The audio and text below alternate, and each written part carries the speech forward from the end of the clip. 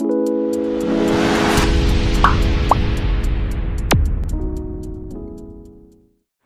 สงขลาไม่ได้ก็พบกันทั้งอย่างนี้กันนะทั้งเขาสัมภาษณ์สอนไหนทีนี่ค่ะเนาะมันนี้ก็ที่มาสอนนี่ไล่ล่างเครื่องพงOppo A51 นี่ค่ะเนาะอันทั้งสุดเท่าที่เล็กเขาก็ในสติงกันเนาะการลบเอาที่ล่างให้มันเหมือนเขาซื้อมาใหม่ๆนี่ค่ะเนาะเอาที่เล็กกาที่ในสติงมันกาที่ในค่ะเนาะแต่ปันซีและการสิงนี่กันเนาะ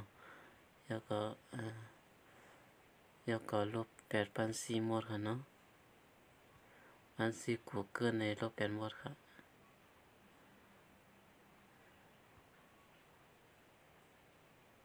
ลบออกหมดค่ะ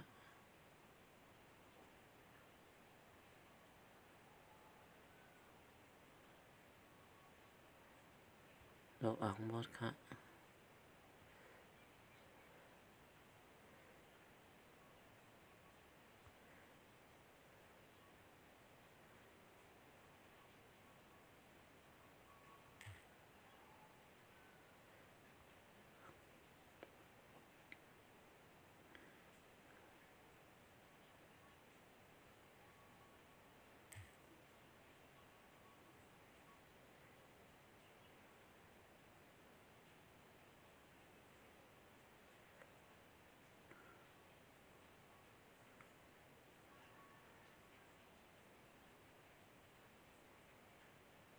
ใส่ไม้ลับค่ะเนาะ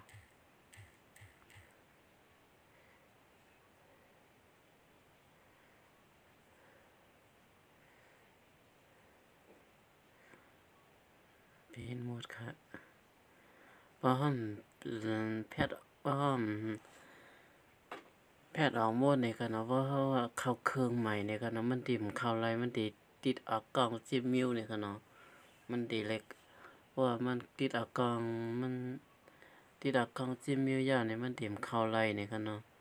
ป้อมกับหาล้านมันนี่กันเนาะว่ากับหาล้านก็ติ่มบอก10,000-20,000นี่กันเนาะ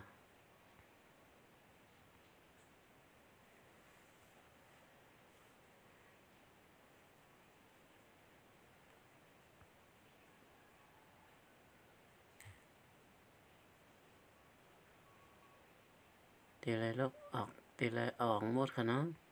บัญชี Google บัญชี YouTube บัญอากองFacebook อากอง Gmail สิในค่ะนะ Gmail เฮาสิในค่ะนะทีไรแพทย์ออกหมดค่ะนะอากองของสิมว่าอากอง Facebook ว่าอากอง Gmail ว่าGmail ว่าสิในนะทีไรแพทย์ออกหมดค่ะนะป้อมนั้นเฮาเตรียมเข้าไลน์มันติดอากอง Gmail นี่ค่ะเนาะ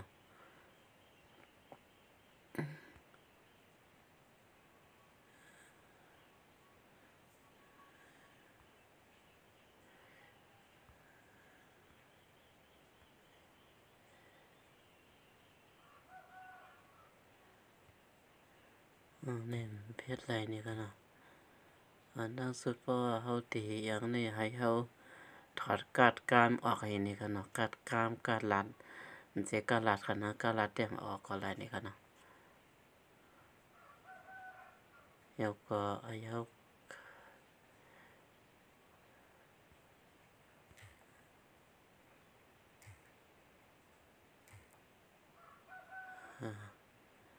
แล้วก็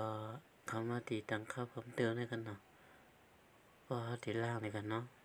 ล่างข้อมูลและรีเซ็ตนี่กันเนาะขึ้นค่าตั้งค่าจากโรงงานนี่กันลบข้อมูลทั้งหมดบนโทรศัพท์นี่กันเนาะก็ติดกำไก่ขึ้นทบมาขึ้นยากันเทียงกันเนาะตีล่างเครื่องกำเนี่ยกันเนาะ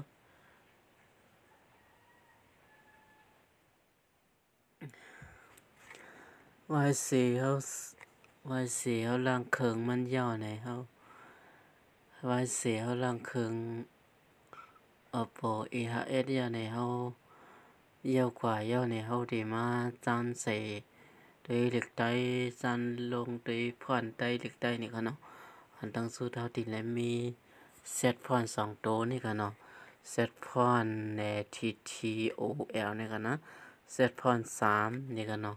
อันตั้งสุดให้เฮามาเข้าที่เซตพรที่นี่ค่ะเนาะ TOOL เนี่ย LI หมู่ค่ะเนาะอันตั้งสุดให้เฮามาที่แถวดังเหนือสุดนี่ค่ะเนาะแล้วก็เข้ามาหาที่ใน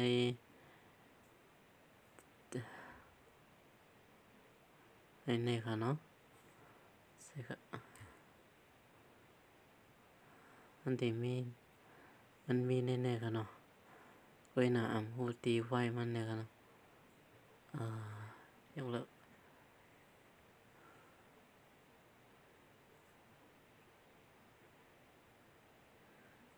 เข้ามานี่ๆกันเนาะเข้ามาที่พรนี่กันนะเนี่ยเฮาที่มาเลือกเอาตัว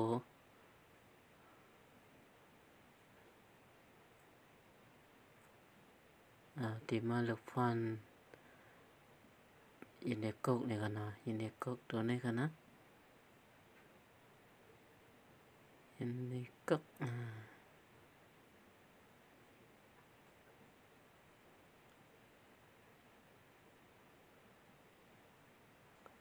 นี่กันเนาะ PYI นี่เดียวนี่กันเนาะแล้วก็ตกลงค่ะ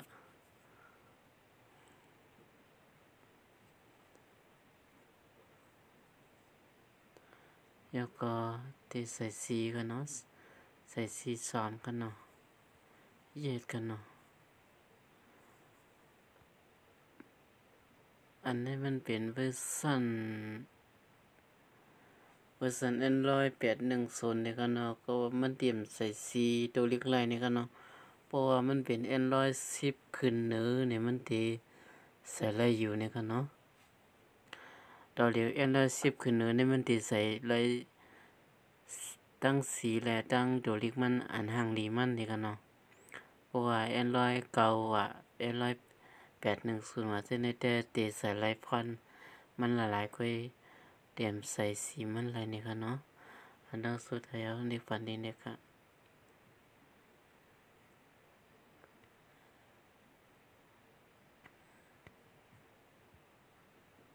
นี่กันเนาะแล้วก็เด็กปันนะคะแล้วก็ให้โอกาสที่เสิร์ชพรกันเนาะ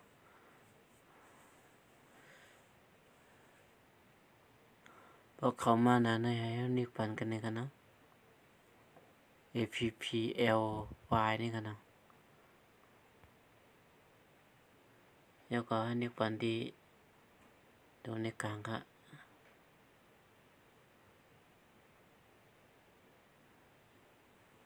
แล้วก็ตีมเข้ามานานในกันเนาะให้เอา install กันเนาะ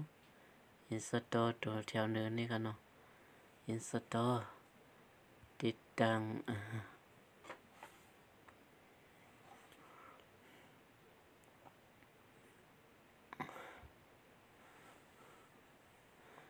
แล้วก็มันดีใจเฮากว่าในหน้า setting นี่กันเนาะเซลกับปิกฝุยให้เฮาพอเฮาเข้ามาในหน้า setting ยาวให้เฮาเลื่อนลงมาจอแสดงผลและความสว่างนี่กันเนาะ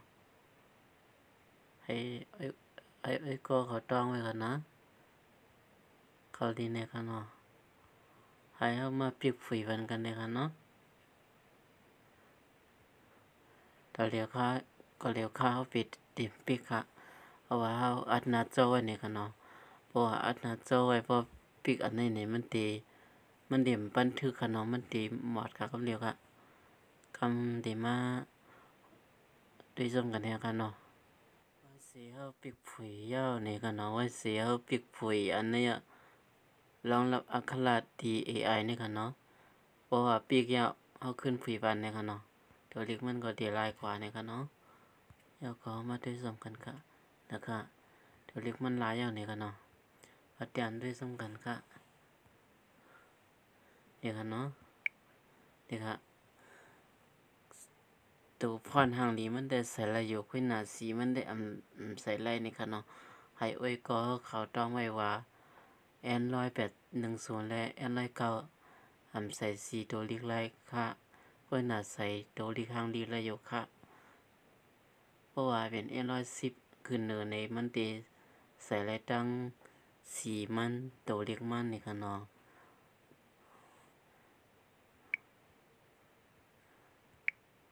ก็ว่า Android มันแต้มนี่ค่ะเนาะเพราะว่าก็เขาใครใส่สีมันได้สังใครใส่ตัวลีกหางนี้มันซ้ำกันได้สังแน่โลเป็น Android 10ขึ้นหรือค่ะนะเกี่ยวก็อย่าลืมกดไลค์กดแชร์กด Subscribe บันซ่องก็เอาเสียกำกับไม่สุงกะก่อนใครซื้อก่อนใครยากกันทางคลิปหน้าค่ะเนาะไม่สุงกะ